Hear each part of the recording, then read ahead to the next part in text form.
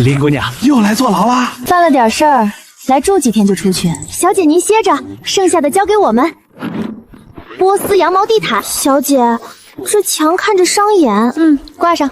小姐，冰块送来了，舒坦。林姑娘您先休息，有事就喊我。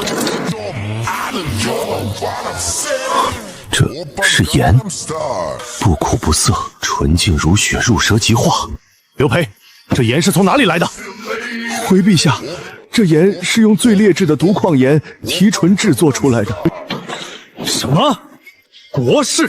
这是大钱的国士，哪位能人制出此等神物？朕要亲自召见。陛下，他现在没法来见您。放肆！就算他病入膏肓，他也要给朕抬到御书房来。回陛下，制出此精盐的人乃是兵部尚书林鹤之女林凡，他现在正被关在刑部大牢里啊！大胆！利国利民的绝顶奇才，你们竟然关在天牢里，是谁抓的？是宰相之女王莹郡主。王家，好一个宰相之女，好一个巡城郡主！翠儿，你是不是想毒死本小姐？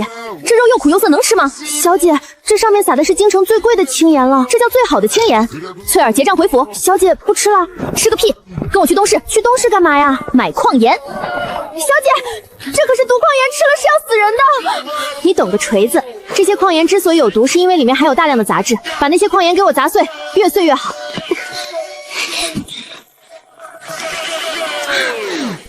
把盐粉倒进去，用木棒不停地搅，一直加盐，直到水底下出现化不开的盐粒为止。小姐，这能行吗？看着像泥汤啊！急什么？把那锅浑水舀出来，倒进这漏斗里。这也不行啊，小姐，还是有味儿。去弄点烧透的木炭碾成粉，再找点细河沙来。这叫活性炭吸附，木炭有极其微小的孔性，能完美吸附水中的色素和异味。嘿，小姐，这怎么还是苦的呀？矿盐发苦是有毒的氯化镁在作祟，物理过滤只能滤掉泥沙和颜色，但这溶于水的苦味得用化学来打败。知道这是什么吗？这叫纯碱，草木灰熬出来的。这是仙法吗？这叫沉淀物。那些苦味的来源全都在下面这层泥里了。最后一步用大火熬干它。小姐，您这简直就是神迹啊！这叫科学，装起来，明天带你们去摘星楼吃顿好的。这位姑娘昨天把店里的招牌烤肉贬得一文不值，怎么今天又点一份？难不成是找茬？这才叫生活。什么东西这么香？这不是林大小姐吗？见到本郡主还不行？滚蛋！别影响老娘食欲。放肆！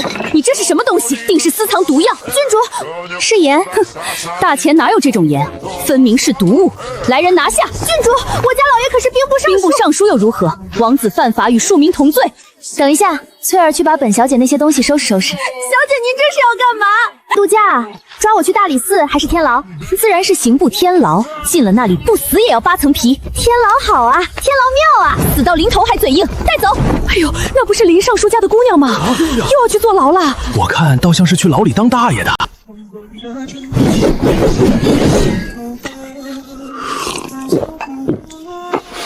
好了，小姐出大事了！咋咋呼呼的，成何体统？小姐她被巡城的王莹郡主给抓进刑部天牢了。什么？敢抓我闺女？她算个什么东西？老子英明一世，怎么生出这么个坑爹的玩意儿？老子这堂堂兵部尚书，每天不是在去衙门捞她，就是在去衙门捞她的路上，我这老脸还要不要了？说，那丫头到底犯了什么事，落到了王莹手里？不是，小姐真的只是在摘星楼吃了一口盐啊！放屁！吃口盐能被抓进天牢？再说了，那丫头四体不勤，五谷不分，她会做盐？老爷您看，这就是小姐做的盐，被王莹说是毒药，硬是给小姐扣了个贩卖私盐、图谋不轨的帽子。哼，这是盐？是盐。胡说八道！这世上哪有这么白的盐？你是不是拿珍珠粉来糊弄老子？老爷，您尝尝就知道了。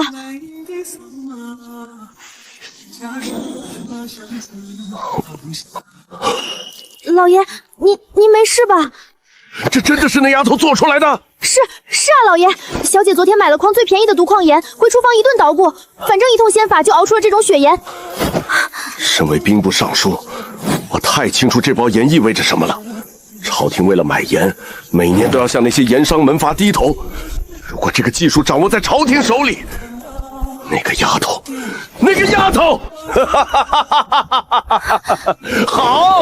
好一个坑爹的闺女！老爷，咱们去把小姐赎回来吧。不能赎。王林那老狐狸肯定等着我去赎回樊丫头，到时候满朝文武都会认为我是在以权谋私。就算我拿出这包盐，王林也会一口咬定这是毒药。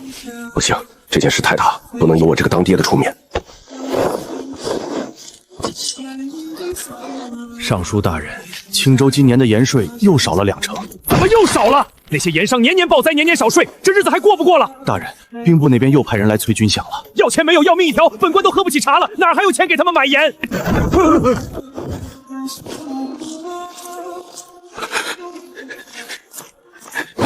给老子钱！林大尚书都说了户部没钱了，你就算把我剁了论斤卖，也凑不齐你那粮饷啊！谁稀罕你的几两碎银子？老刘啊，拉倒吧，咱们哥俩认识20年了。老哥，我今天不是来要钱的，是有个好事儿跟你讲。什么东西神神秘秘的？这是面粉？不对，你尝尝。这是盐。快告诉我，这是哪里产的？产量多少？1斤本钱多少？看你这没出息的样子，这玩意儿漫山遍野都是，成本几乎为零。零成本，这是大钱的救命仙丹啊！林鹤，你快告诉我，发明此等神仙之术的高人在哪儿？这人你请不到。为何？发明这盐的能人，就我那不成器的闺女。啥？就是我女儿林凡，她今天在酒楼吃串拿出来调味，结果被巡城的王莹看见了。王莹，她干什么了？王莹说这是毒药，直接以贩卖私盐的死罪把我闺女抓牢里去了。王家不是这江南私盐的生意，王莹分明是看出了这盐的价值，想要杀人灭口，毁了咱们大钱的国运啊！混账东西，王莹她敢！王林那老匹夫生个女儿竟然如此歹毒，还有你为什么不早说？老刘啊，你也知道我这个身份，我要是去皇上面前说这是我闺女发明的，王林肯定反咬一口，说我伪造证据包庇女儿。放屁！他王林算个什么东西？老刘，你干嘛去？进宫面圣。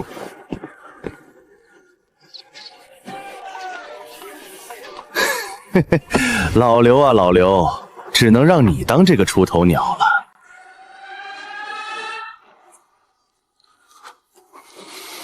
陛下，微臣刘培有祥瑞呈现，大钱有救了！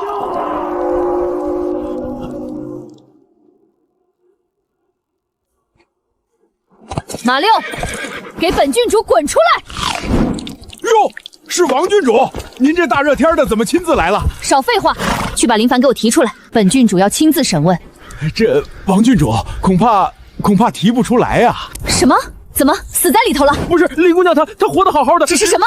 赶快说！只是林姑娘刚吃完饭，现在正睡午觉呢。她还吩咐了，说是天王老子来了也不见。睡午觉？她一个重刑犯在天牢里度假呢。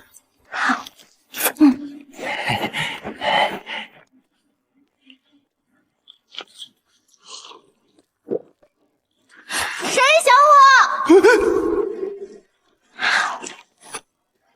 来人，给我把他拖出来！我看谁敢动！禁卫军。皇上有旨，凡当朝兵部尚书之女林犯，即刻进宫御书房见驾。钦此。高公公，您是不是看错名字了？这林凡他犯的可是贩卖私盐的死罪啊，怎么会宣他进宫？死罪？瞎了你的狗眼！林姑娘那是能福泽大钱的祥瑞，陛下亲口说了，谁让她受委屈，就是跟大钱的国运过不去。哼，王郡主，你说呢？吵死了，还让不让人睡觉了？哎呦，我的林姑奶奶，您可算是醒了。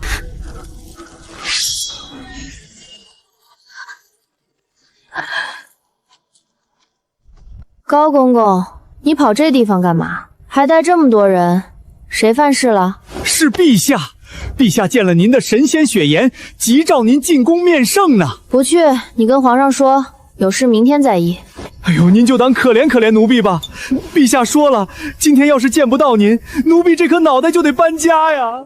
御用大轿已经在外面候着了，里面放了4盆冰，绝对凉快。有冰镇酸梅汤吗？有，管够。行吧，看在酸梅汤的面子上，走一趟。起轿。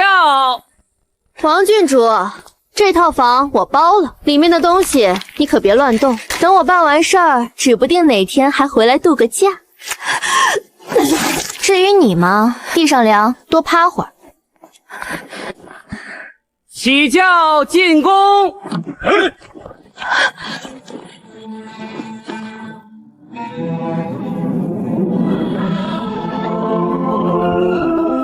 陛下呀，老臣的小女一心为公，巡视京城治安。昨日查获林凡当众使用不明药粉，极有可能是西域传来的毒药。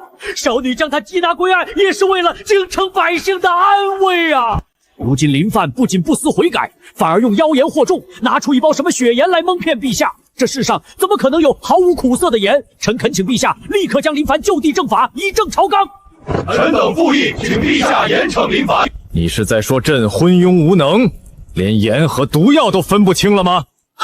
老臣不敢，但林凡向来是不学无术的纨绔，一个姑娘家整日游手好闲，不是女红，这其中必有猫腻。林凡带到。哟，这么热闹呢？放肆！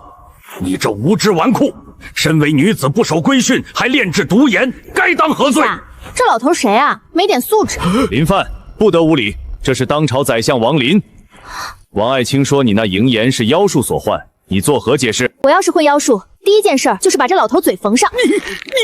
老头，既然你非要说这是妖术，那本小姐今天就给你上一堂化学课。化学？何为化学？陛下，既然有人不信，不如我当场演示一遍。不过得劳烦陛下准备几样东西。准了，你需要什么？朕立刻让人去办。10斤最劣质的毒矿盐，一口大铁锅，几个木盆，几块粗布，一筐碾碎的木炭，一筐细沙，还有去御膳房要半筐草木灰来。简直是胡闹！这都是些什么污秽之物？用这些东西能制出精盐？若是制不出来，你这就是欺君之罪。要是我制出来了呢？若是你制出来了，老夫当众给你磕头认错。成交。看好了，第一步，溶解，把杂质分离。一个姑娘家在大殿上烧火煮水，成何体统？第二步，过滤，木炭有孔洞，能吸走脏东西。这真的变轻了。清澈有何用？毒矿盐里有苦毒，吃了依然会死人。这就到了最关键的第3步。各位，这毒矿盐之所以苦，之所以有毒，是因为里面含有大量的镁和钙，它们就像是复古之居，溶在水里过滤不掉。但我手里这盆草木灰水里面含有碳酸鸢，只要两者相遇，好，看见没？这些白泥就是苦毒。现在把上面这层清澈的水倒进锅里熬干，剩下的就是纯正的银盐了。王丞相，尝尝。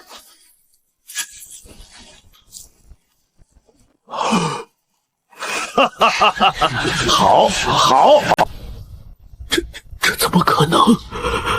这怎么可能？老头儿，愿赌服输哦。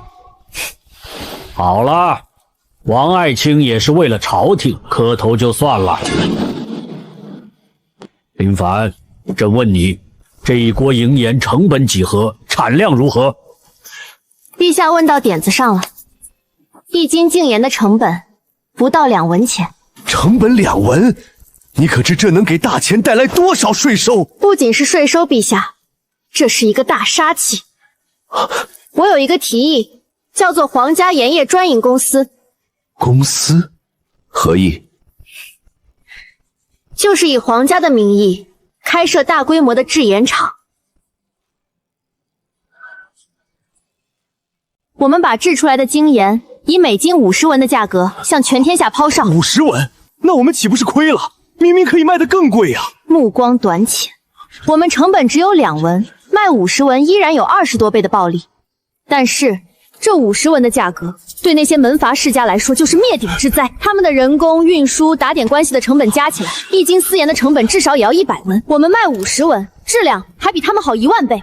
老百姓又不傻，谁还会去买又贵又难吃的私盐？最多半年，大前境内所有的私盐贩子全都会破产，门阀的经济命脉将被彻底掐断，所有的钱都会流进国库。好！你立下如此奇功，朕要重赏你。朕封你为户部左侍郎，兼领皇家盐业总管，赐黄金1两。别，陛下，您这是赏我还是罚我呀？每天天不亮就得来这站着，听这帮老头吵架，还得屁股我才不干呢。我就是个纨绔，我这辈子的目标就是吃喝玩乐，混吃等死。混账东西，年纪轻轻不思进取，那你想要什么赏处？不要官位，也不要黄金。陛下，京城西郊有几座光秃秃的石头山，寸草不生，要不您把那几座山头赏给我得了。西郊的荒山，那地方全是石头，你要那废地干什么？陛下您就别管了，我这人就喜欢清静。陛下您就别管了，我这人就喜欢清静，打算去那儿盖个别院度度假。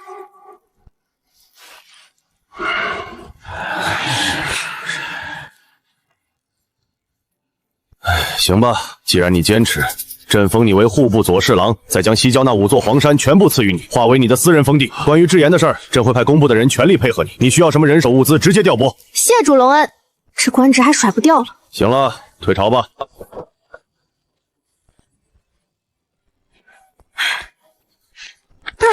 明天先去看看煤矿，还得弄点猪油。没香皂洗澡真是要命，本小姐这皮肤都快糙了。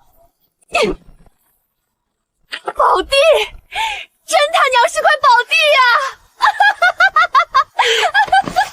那个老抠门儿，这次可是亏得连底裤都不剩了。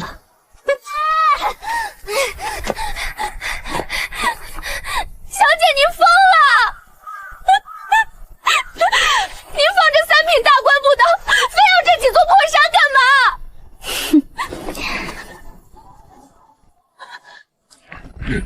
上面的人听着，这几座荒山虽然陛下赏给林家了，但这进山的路可是我们王家的地盘，想从这儿运石头，得交过路费。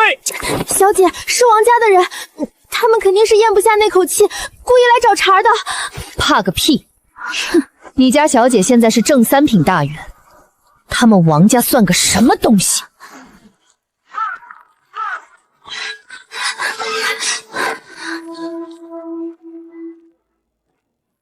你要收本官的过路费？林大人，一码归一码，路是我们王家修的。您要开山，一天交100两银子，不然这条路您一块石头也运不出去。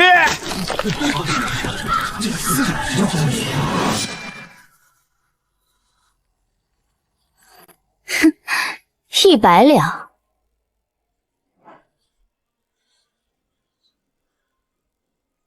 翠儿，在，小姐。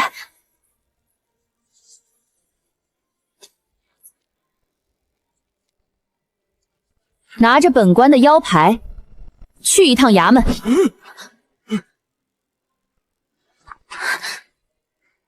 就说王家庄子的管事聚众阻挠朝廷命官，勘探皇家盐业附属地带，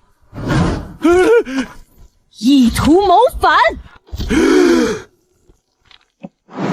让他派500个官差来，把这条路给我平了。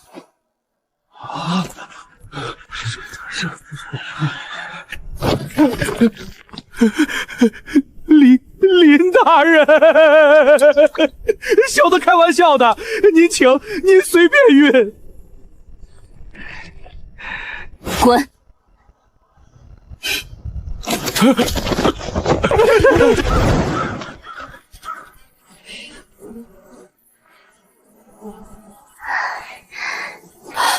好美，好美！这可是工业基础啊！那个叫石灰石，烧水泥炼钢做玻璃全靠它。能吃吗？唉，吃，你就知道吃。去城里给我招募流民和矿工，工钱按市价的2倍给，管1日3餐，顿顿有肉，给我在这2座山上开矿。顿顿有肉，小姐，老爷要是知道您这么败家，非打断您的腿不可。少废话，快去！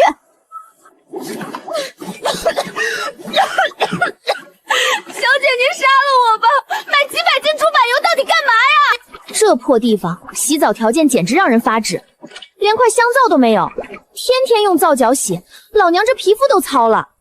今天本小姐就给你们变个魔术，猪油变香皂。小姐，您要是能把这东西变香，我把这铁锅生吃了。这可是你说的，给我看好了。草木灰含碳酸钾，但碱性不够强。生石灰加水变成熟石灰，发生负分解反应，生成碳酸钙和氢氧化钾。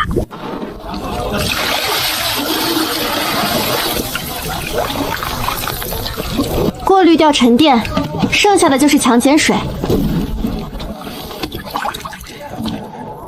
第二步，皂化反应，把强碱水倒进去。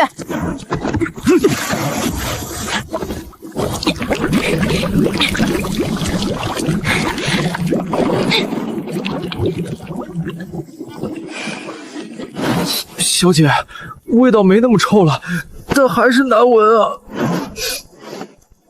别急，最后一步，也是最神奇的一步，盐析。把我前几天弄出来的血盐给我拿一盆过来。小姐，那可是精盐啊！您往这臭浆糊里倒，舍不得孩子套不着狼，倒。这叫铜离子效应。肥皂会析出浮在表面，而下面那些液体叫甘油，是用来做炸药，用来润肤的好东西。去把库房里那些西域进贡的玫瑰花瓣捣碎，挤出汁水，还有那些名贵的香料，全给我掺进去揉匀。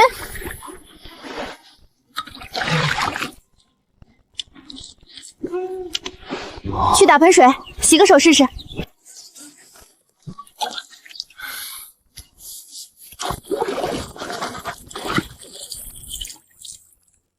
我的老天爷！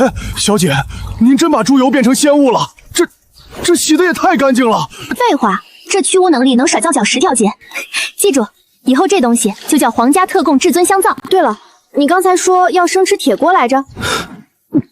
这东西成本多少？咱们卖多少钱一块？成本1斤猪油几文钱，草木灰和石头不要钱，加上点玫瑰花枝，1块的成本顶添了不到10文钱。物以稀为贵，这香皂咱们不单卖，等我的抱月阁开业，这玩意儿就是会员的伴手礼。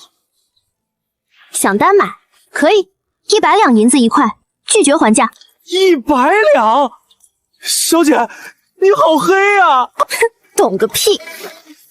去把院子收拾了，马上准备下一个项目，炼玻璃。把库房里的石英砂全搬出来，石灰石和碱也备好。今天咱们把玻璃也给它炼出来。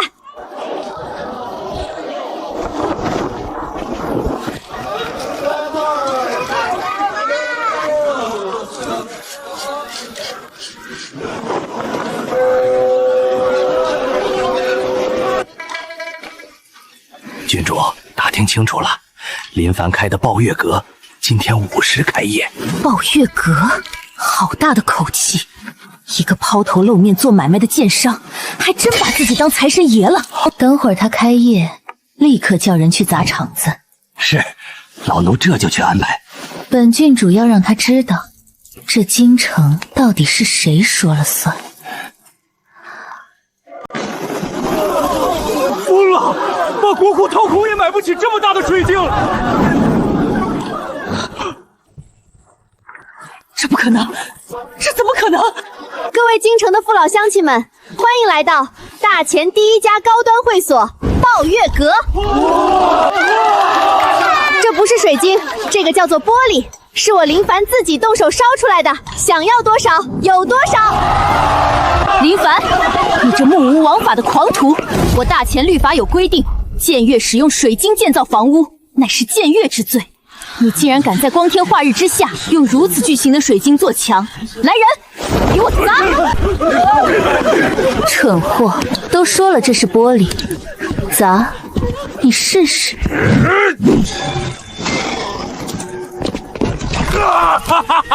这怎么可能？这可是钢化玻璃，王郡主损坏私人财产未遂，不过念在你脑子不好使的份上，本官今天就不跟你计较。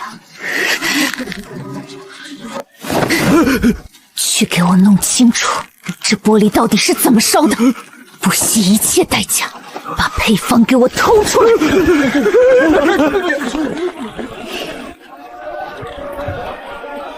本店新开业，但是想进店得交钱。看到这些没？大钱玫瑰香皂、烧刀酒，想要吗？烧刀酒，那是什么仙酿？想要拿钱来。初级1000两，中级3000两，至于黑金会员1万两起步。太贵了！1000两半个破牌子，你穷疯了吧？忘了告诉各位，昨晚陛下微服私访，已经在本店办理了001号至尊黑金会员卡。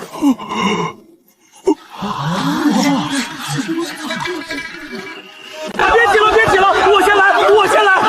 林大小姐，给我办一张初级，不，办一个中级会员。林大小姐，我要黑金卡，我这就让人回家拉现银。看到没？之前自己送上门了。小姐神机妙算，昨晚作坊真进贼了。我按吩咐，那贼果真把假羊皮纸偷走了。哼，好，王莹那个蠢货，他真以为我林凡的羊毛是那么好薅的。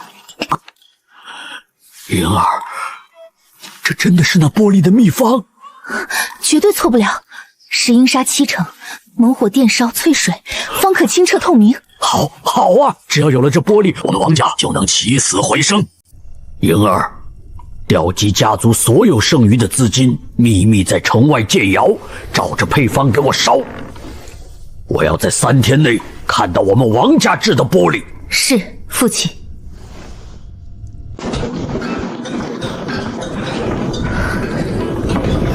快，按配方上的比例把沙子倒进去。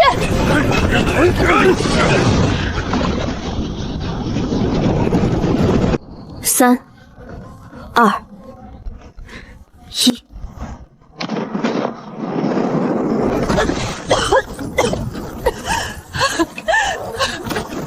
为什么会爆炸？为什么？文盲真可怕。翠儿，备车，明天一早咱们去集上逛逛。是，小姐。王家这次建炉子肯定砸锅卖铁了，是时候去低价收购他们的产业了。报！天狼10万铁骑，兵临雁门关，救援！这是10万铁骑，兵部是干什么吃的？将他扶下去，看太医。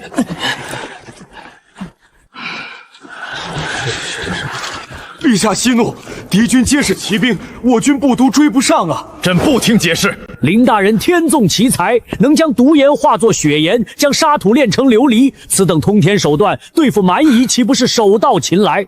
王老头，你脑子坏了吧？让我一个姑娘人去打仗，咋不让厨子去绣花呢？国难当头，若不倾巢而出，难道要看百姓生灵涂炭吗？林凡啊，你手里可有退敌奇物？陛下，去前线也不是不行，但我有3个条件。你说，朕什么都答应你。第一，我不要大军，我只带我西郊工坊里的500个家丁。第二，朝廷给我准备300辆空马车，我要运点土特产。第三，等我打赢了回来，王老头，你在京城那几间最豪华的旺铺得无偿转让给我。老夫答应你。成交，明天一早我出发。小姐，你真疯了，那可是10万蛮子，咱们就500人都不够人家塞牙缝的。塞牙缝，我林凡要崩掉他们满嘴的牙。掀开，这是什么管子？这么粗？这叫大炮，真理的代言人。你以为我这段时间挖煤炼铁是闹着玩的？有了耐高温的焦炭，我就能用泥饭法铸造出这种无缝的生铁滑膛炮。那管子怎么打人啊？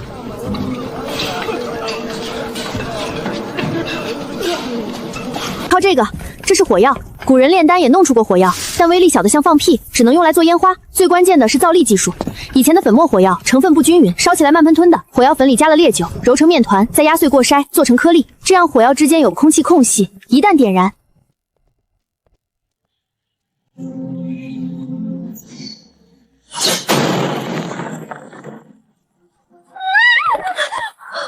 到了吗？这威力！去，让兄弟们把这50门大炮，还有那2万个铁蛮罗全部装车。明天，本姑娘带你们去草原吃最正宗的全羊。将军，城里的粮草只够2天了，撑住，就算是死，也要钉在城墙上。你是何人？此乃军事重地，怎容闲杂人等游山玩水？奉旨监军户部侍郎林凡。林凡，那个京城第1款骨，还是个女娃娃。援军呢？就这500个家丁。老赵啊，别激动，小心伤口裂开。打仗不一定非得靠人多，靠的是脑子。脑子能当饭吃，能杀敌。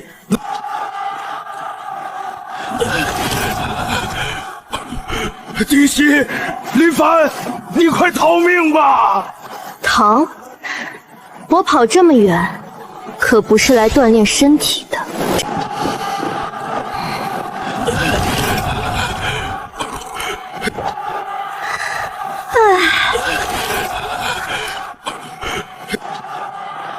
把烤炉架起来，多放点孜然。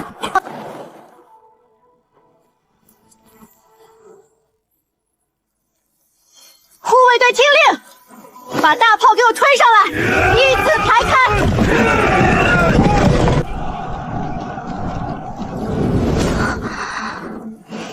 装填发射药包。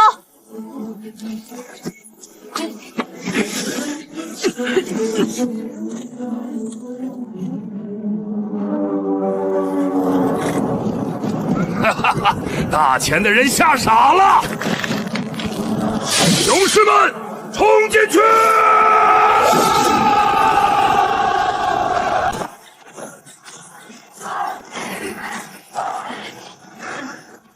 抢光他们的粮食！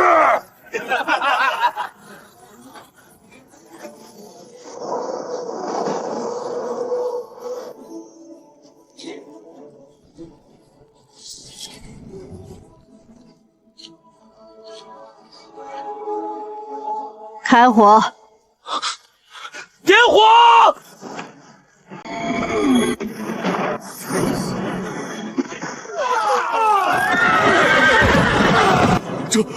这是什么东西？那黑管子是何物？这黑火药的烟就是大。老赵，别愣着呀，尝尝我这肉烤的咋样？你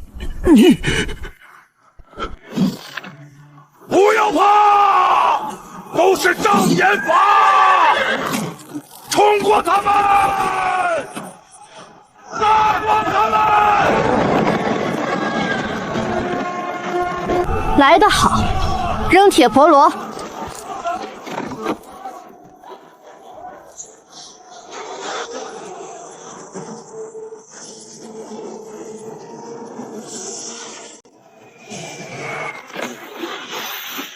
安去！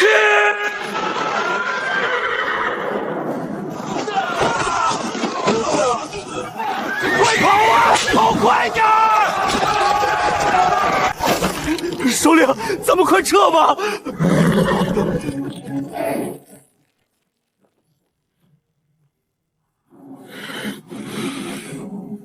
撤！天佑大钱！小姐，咱们赢了！好，我这来都来了，烤串也吃饱了，不带点伴手礼回去，王老头又要在朝堂上逼逼赖赖了。哼！特种空降大队，起风了，跳！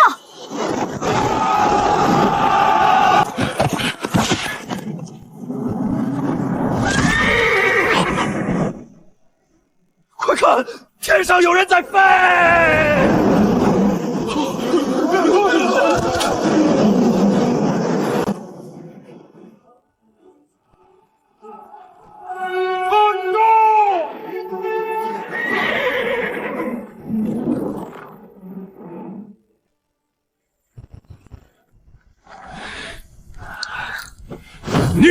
你到底是什么人？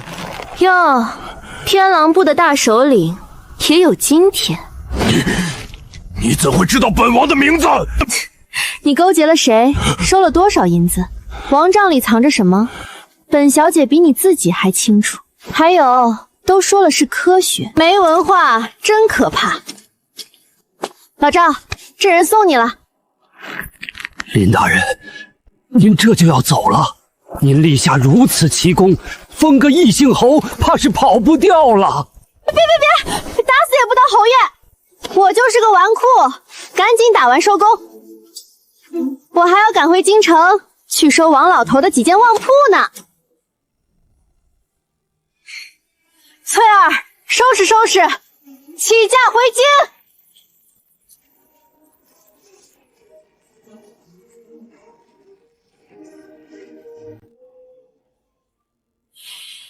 陛下，雁门关至今没有捷报传来，恐怕林侍郎和他那500家丁已经为国捐躯了呀！10万天狼铁骑岂是儿戏？一个姑娘家到底是逞强了呀！痛心疾首，当初可是你死活推举林大人去前线的。啊！雁门关大捷，10万敌军全军覆没，首领巴图被生擒。你说什么？全军覆没，生擒敌手？不可能，500人怎么可能打赢10万铁骑？怎么不可能啊，王老头？你是不是巴不得我死在外面啊？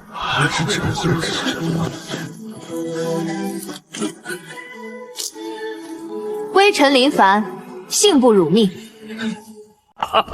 好啊，林凡，你立下盖世奇功，朕要重重赏你。陛下且慢，王爱卿，你这是何意？此事必有蹊跷。她一个闺阁女子怎懂兵法？定是这巴图故意诈降，或者是他使用了什么见不得光的要挟手段。王老头，我不去找你，你倒是自己把脸凑过来让我打啊！你以为我去了雁门关就只是为了打仗？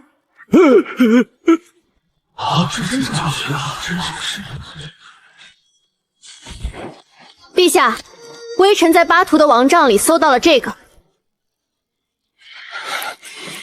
高公公，呈上来。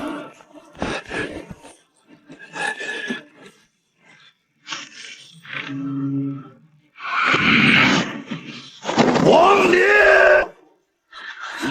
你这狗贼，你竟敢通敌外族！就是这老狐狸，收钱承诺策应，全都是骗子！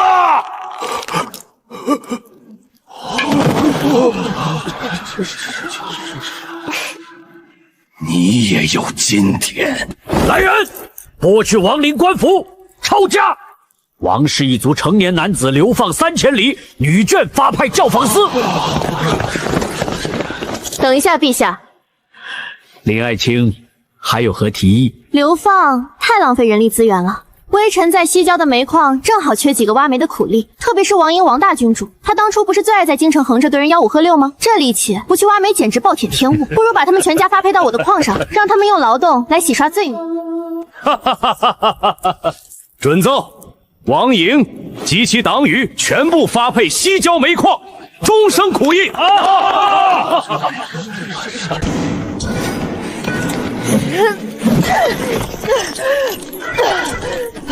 快点挖！没吃饭吗？林凡，你这恶魔，我做鬼也不放过你！林凡啊，王林一倒，这朝中首辅的位置就空出来了。朕看遍满朝文武，唯有你有惊天畏地之才，这首辅之位非你莫属啊！这老狐狸又想把我往火坑里推，这位置谁爱做谁做。陛下使不得啊！我今年才18，你让我当首辅，底下那帮胡子全白的老头能负我一个姑娘？朕就让他们去挖煤。完了，这疯皇帝又开始胡言乱语了，这日子真的没法过了。陛下，当首辅每天寅时就要起船上朝，比鸡起的都早，还要批改全国的奏折，还要天天跟您开会，想想就恐怖。好，首辅你嫌累，那朕给你寻一门好亲事呢？朕最器重的胞弟长乐王萧承业，今年20有3，文武双全，貌比潘安，京中贵女挤破了头都想嫁，朕把你许配给他。长乐王萧承业，就是那个传闻心狠手辣，上次在猎场因为侍从惊了他的马，就把人手筋挑断的活阎王。陛下，您这是嫁我，还是发配我去当差？放肆！朕的胞弟岂容你如此编排？首辅和王妃，你今天必须选一个，不，2个你都得当。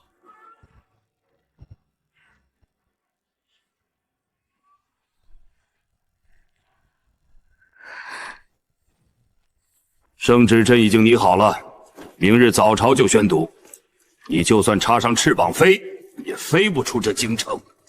小姐，咱们这是要去哪儿啊？你马上就要嫁给长乐王，还要当首辅了，这是天大的喜事儿啊！喜你个大头鬼！嫁个活阎王回家，每天天不凉起床上朝，这叫喜事，这叫坐牢！开什么玩笑？这哪是成亲，分明是进火坑！我才不要把小命搭在这里！老娘花了那么多心思搞发明，是为了赚钱享受的，不是为了给皇帝当免费劳力的。准备马车，咱们今晚就溜。可是小姐，等天黑城门早就关了，而且禁卫军肯定盯着咱们呢，跑不掉的。这些禁卫军只会死守城门，码头那边他们肯定想不到，这下总算能甩开他们了。谁说我要走陆路了？去码头啊！小姐，这没有帆的铁疙瘩能走吗？土包子，这叫征欠游艇。我花几10万两白银就为了它。虽然大前朝还没见过这东西，但只要原理是对的，就没有我搞不出来的动力系统。看好了，这是我大前朝，也是全世界第1台实用型蒸汽机。原理很简单，下面这个大铁罐叫锅炉，我们在里面烧煤，水沸腾后会变成高压蒸汽，体积会瞬间膨胀1700多倍。这些高压蒸汽通过管道进入这个叫气缸的金属圆筒里，蒸汽在密闭气缸无处可去，产生巨大压强，推动叫活塞的铁柄向外运动，这叫热能转化为机械工。在这些人眼里，这是仙法，其实这才是真正的工业文明之美。那推到头了怎么办？问得好！当活塞推到顶端时，滑阀机构自动切换，排掉废气，注入高压蒸汽，把活塞再推回来。就这样，直线往复运动就有了。接下来，重点来了，通过这套曲轴连杆机构，把直线运动完美的转化成曲轴的旋转运动。曲轴一转，明轮就转，这船自己就能在水里跑，而且无视风向，逆流而上。小姐威武，小姐仙法盖世，这种技术降维打击的感觉真是太爽了。别拍马屁了，赶紧上船，天没加压，准备开溜。皇帝老儿，你想抓我去当苦力，还要塞个活阎王给我，下辈子吧！小姐，咱们庆祝一下吧。好，开香槟。小姐，这也是您发明的酒吗？怎么还有气儿？翠儿，去看看是不是老鼠。完了，根本不是老鼠，是贵客。怎么了？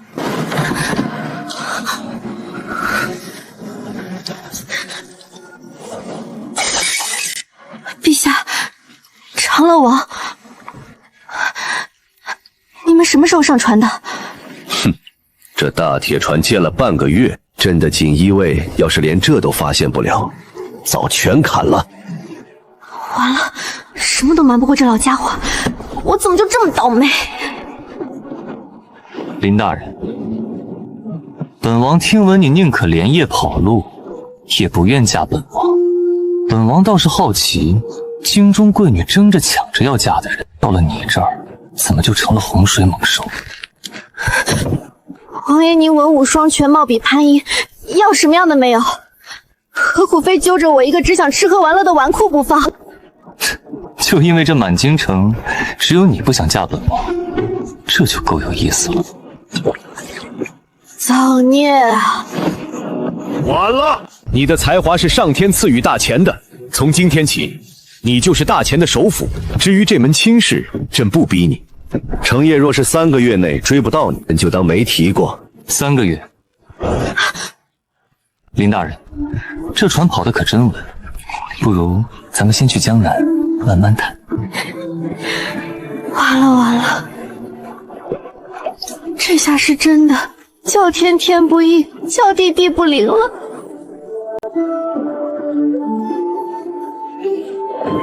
本想潇潇洒洒下江南，结果身后跟着一条甩不掉的尾巴。小姐，长乐王殿下从京城一路跟到江南，您说他是不是真看上您了？他看上的不是我，是我脑子里那点东西。这种人最难缠，你越躲他越来劲儿。老东西，跟你说过多少遍，临江府的盐只能从我们鸿运号进货，你偷偷卖官盐，活腻了。官盐便宜又干净，老百姓买得起啊！光天化日砸官家的盐，你们好大的胆子！哪来的小娘皮，多管闲事儿？知道我们东家是谁吗？江南盐道总商钱万贯，连知府见了都得喊一声钱爷。钱万贯，卖私盐起家的那个，正好。本官来江南，第一件事就是查私盐，瞌睡就有人送枕头。记下这间鸿运号，翠儿回船取我的官印。东家，码头来了个年轻姑娘，自称是京里来的官儿，要查咱们的账。京里来的官儿，打点送走便是。咱们鸿运号在江南经营几十年，什么样的官没见过？东家，怕是不能等闲视之。那姑娘，若我没认错，是京城的林凡。林凡？哪个林凡？就是把我们王家满门送进煤矿的那个，能把毒盐变血盐，500人破10万铁骑的活祖宗。再大的能耐，这里是江南，是我钱万贯的地盘。他在京城呼风唤雨，到了我这1亩3分地，这运河水深得很，淹死个把外商人，谁查得清？东家，硬来怕是不妥，先断他的根基。妙啊！我倒要看看他一个外乡丫头拿什么跟整个江南盐帮斗。咱们把江南所有盐商联起手来，囤盐抬价罢市，让全江南都因为他林凡而买不到盐，吃不起盐。到时候民怨沸腾，看他这官儿还怎么当。我倒要看看他一个外乡丫头拿什么跟整个江南盐帮斗。怎么所有盐行都关门了？家里盐早就见底了。听说是京里来了个姓林的女官，非要压盐价，把盐商都得罪了，人家干脆罢市。好端端的招惹这些大商户干什么？这下好了，有钱都买不着盐。小姐，这帮盐商太坏了，他们这是把脏水全泼到您身上，现在满城百姓都怪您呢。囤盐罢市，钱万贯这是把脖子主动伸上来让我砍。他以为掐断盐源就能困死我，他忘了这天底下盐最不缺的地方是哪儿。钱万贯囤的那点盐能囤多久？我教你们一样东西，叫晒盐。海水里就是盐，把海水引进这一格格的盐田，靠日头晒，靠风吹，水分蒸发掉，盐就自己结晶出来了。1文钱本钱不用，取之不尽。大人，这海水又苦又涩，晒出来的盐能吃吗？粗盐晒出来，再用我那套法子提纯，要不了半个月，临江府的盐比钱万丹囤的还多，还便宜，还干净。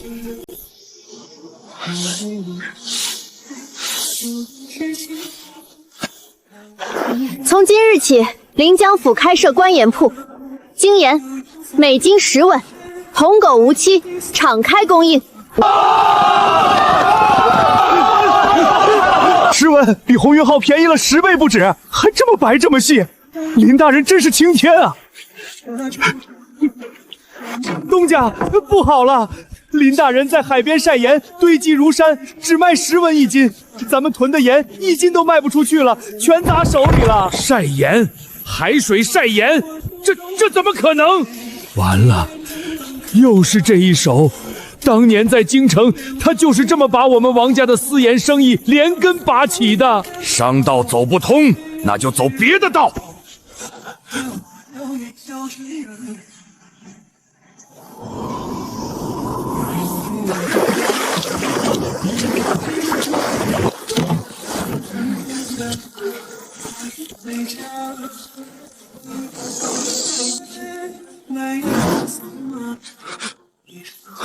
有车，撤！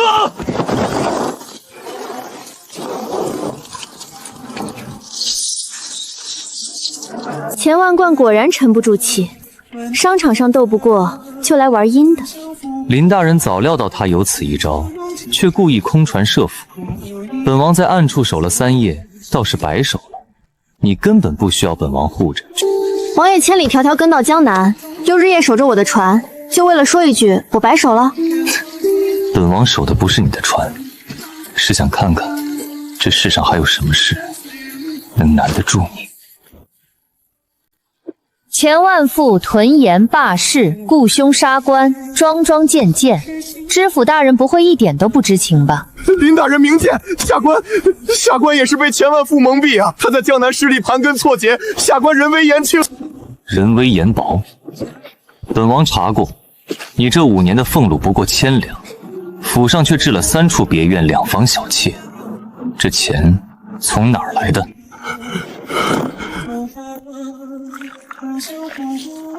王爷，我一直有个疑问，京城里都传你心狠手辣，说你在猎场把金马的侍从挑断了手筋，可这一路看下来，你不像那样的人。那侍从的手筋不是本王挑的，是当年王林的人干的。他们想借机毁我名声，让朝臣都觉得我是个暴戾之徒，不堪大用，好让我远离朝堂。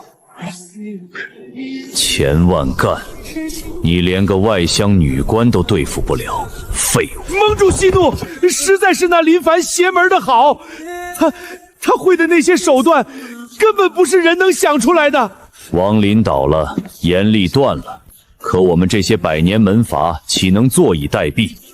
林凡还有那个不知死活护着他的长乐王，传令下去，江南的水该让他涨一涨了。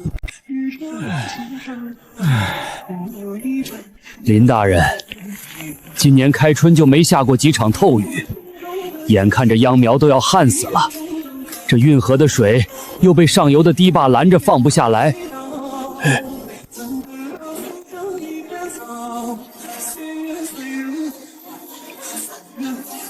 水利失修，靠天吃饭，这才是江南真正的命脉。这叫水泥，石灰石、粘土按比例滤烧研磨而成，加水搅拌，浇进模子里，几天就硬得比石头还结实。神了！这泥浆浇出来的东西，竟比咱们凿的石墩还硬。传本王令，调江南大营3000兵士，听林大人调遣，修堤筑坝。王爷主动调兵帮我修水利，不怕御史参你私调兵马？修堤是为江南百姓，这个黑锅本王背得心甘情愿。咱们小姐嘴上说不嫁，这王爷又是护着，又是调兵帮忙的，我看啊，这事儿成了一半了。林凡，陛下给的3个月期限已经过去1个月了。王爷，我不是非要躲你，我只是我活了这2辈子，最怕的就是身不由己。嫁人、当首辅、被人安排好一生，这些都不是我想要的。那本王便不安排你，你想做什么，本王陪你；你想去哪儿，本王护着你。你这一身的才华不该被困在后宅，该让它照亮整个大钱。时机到了，让上游的水把林凡刚修好的堤坝，还有临江府10万亩良田，全都吞了。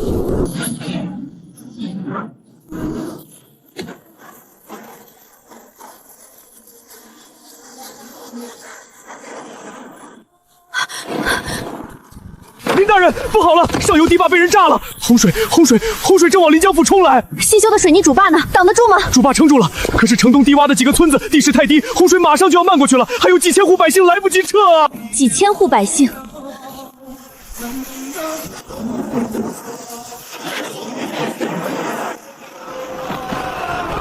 林凡，林凡，洪水来势太猛，光靠人力堵不住缺口，城东3个村子怕是保不住了。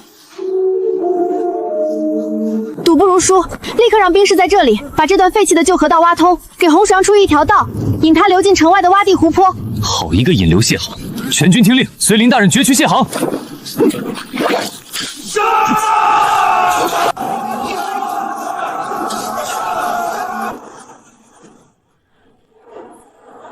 青天大老爷，谢林大人，谢王爷救命之恩。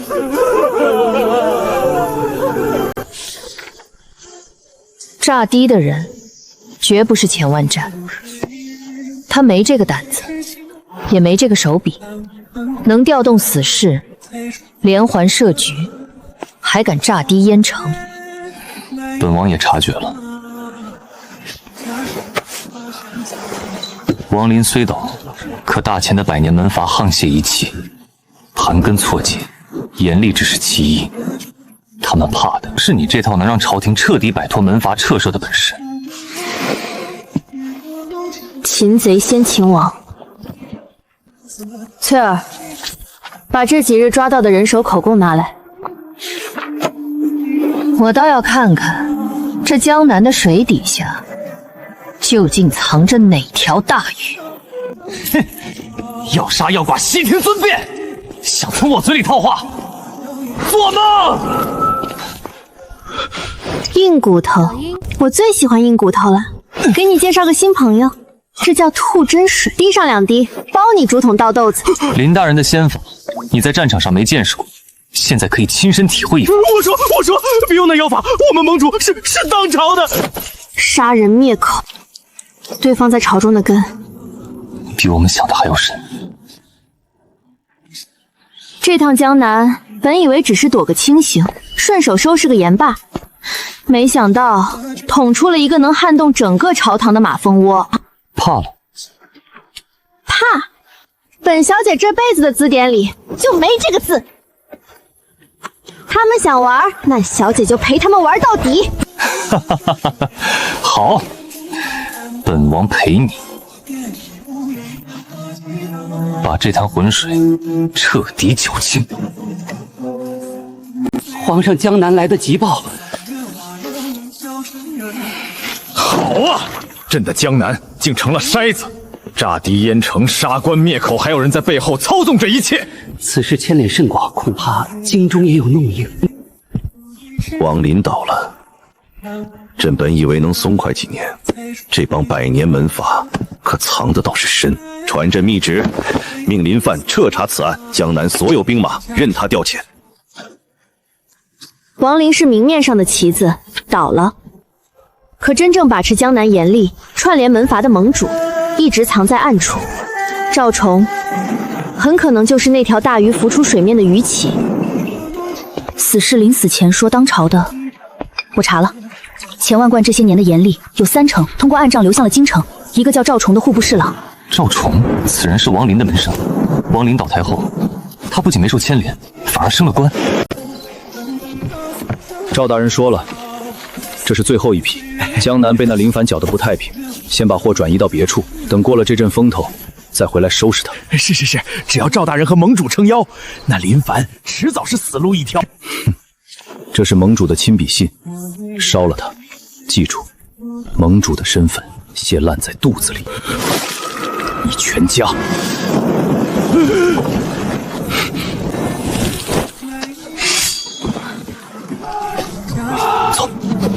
走。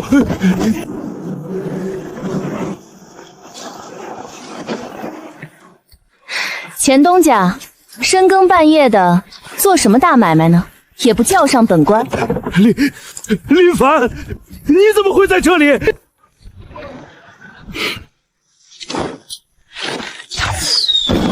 完了！等着。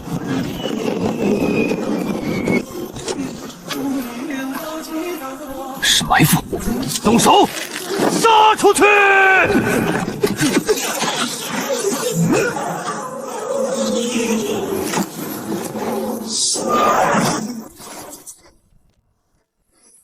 敬酒不吃，传衔火炮，放！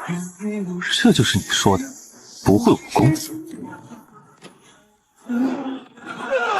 江南大营听令，登船拿人，一个不许放跑。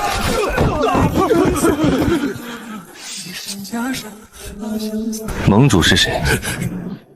你得亲口告诉陛下。你们藏得再深，在本小姐的千里眼底下也无所遁形。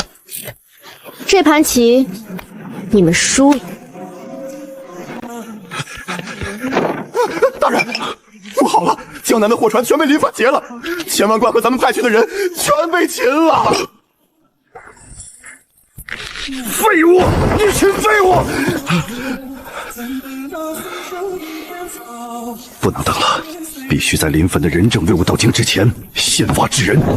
去禀报盟主，启动那件事。陛下，臣要参林凡谋逆之罪。他私造火炮，私练死士，私调江南大营兵马，在江南呼风唤雨，俨然土皇帝。如今更是手握重兵回京，如今其心可诛啊！陛下，请陛下明察，功高震主，恐有不臣之心。林凡，他们说的你可认？私造火炮，私练兵马，赵大人。你这罪名扣的可真大！我林凡造火炮，破了天狼10万铁青4月，保的是大钱的江山，私吞严厉，3年敛财300万两，保的又是谁的江山？血口喷人，你有何证据？带证人。陛下，都是赵大人指使的，走私、炸地、杀人灭口，全是他，还有那个躲在背后的盟主。陛下，他们是被林凡屈打成招，林凡手握兵权，今日敢构陷臣，明日就敢。构陷，这是从赵府密室搜出的门阀勾结名册，以及历年走私的暗账，白纸黑字，桩桩件件。赵崇，你还要狡辩吗？好一个赵成，好一个盘踞江南的门阀联盟，朕的江山竟被你们顾成了这般模样！来人，将赵崇打入天牢，严刑审讯，顺藤摸瓜，把背后那个盟主揪出来。林凡，你早就料到赵崇会反咬你谋反，所以才让萧景业提前搜了赵府，又把人证物证攥在手里，等的就是今日这一出当堂对质。陛下圣明，臣若空口辩白，便是越描越黑，索性让他们跳出来，一网打尽。好一个一网打尽！满朝文武论这份算计与胆识，无人能出你之右。林凡，平定边患，肃清严弊，揪出通敌门阀，功在社稷，朕意已决。陛下，臣不要当首辅，起得太早了。谁说要你当首辅了？朕封你为镇国侯，兼领皇家格物院总管。格物院，朕给你拨地拨人拨银子，让你专门琢磨你那些科学。火炮、玻璃、蒸汽机，什么火炮、玻璃、蒸汽机，你想造什么就造什么，造出来的全归朝廷，也全由你说了算。陛下，这个赏臣领了。景业，3个月之期还剩半月，你这追西追得如何了？朕怎么瞧着那丫头对你似乎不再是避如蛇蝎了？皇兄，臣弟想通了一件事。寻常男子娶妻，想的是娶一个能为我打理后宅、相夫教子的女子。可林凡不一样，他这一身惊世骇俗的本事，本就不该被困在后宅方寸之地。臣弟若真心爱她，要的便不是把她娶回家圈起来，而是陪着她，护着她，让她想做什么便做什么，让她的本事照亮整个大钱。能想明白这一层，你便配得上她。大家加把劲儿，今天必须把这个齿轮组安装好。明白了，林大人。小姐，这下您可算是熬出头了，这才是本小姐想要的生活，有钱有闲有事业，还能名正言顺的搞我的科学。等格物院走上正轨，我就琢磨着造水车纺纱、修铁路、办学堂，让这大钱也提前迈进新天地。来，帮我看看这台水力纺纱机的图纸。这个就是我新设计的水力纺纱机，只要用水车带动这个齿轮，就可以同时带动上百个方寸纺线了。本王虽看不懂你这些奇巧图纸，但只要你需要人手、银钱、兵马，本王随时都在。萧景业，陛下，这是格物院新造的镇海号蒸汽炮船，无需风帆，逆流而上，船身两侧配备30门船炮，有此一船，大钱水师可纵横四海，再无敌手。天有大钱，好啊！有此神剑，何愁四海不平？林凡，你真是大钱的国之栋梁。天有大钱！林凡，朕给景业的3月之期今日已满，你说说他这追妻是成了还是没成啊？陛下，这事儿得我说了算。这3个月，他没逼我嫁，没拦我做事，反而陪我查案，帮我修堤，护我平乱。论才识，论心胸，论对我的了解，满京城再找不出第2个。所以这门亲事，本侯应了。你说的可是真的？本侯一言九鼎。不过成亲可以，丑话说前头，本侯不会相夫教子，不会大门不出二门不迈。我该搞我的阁务院，该造我的船和炮，一样都不能少。你要是后悔，现在还来得及。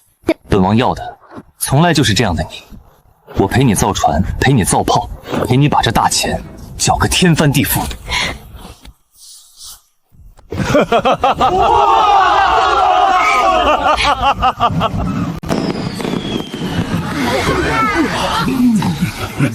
原来如此。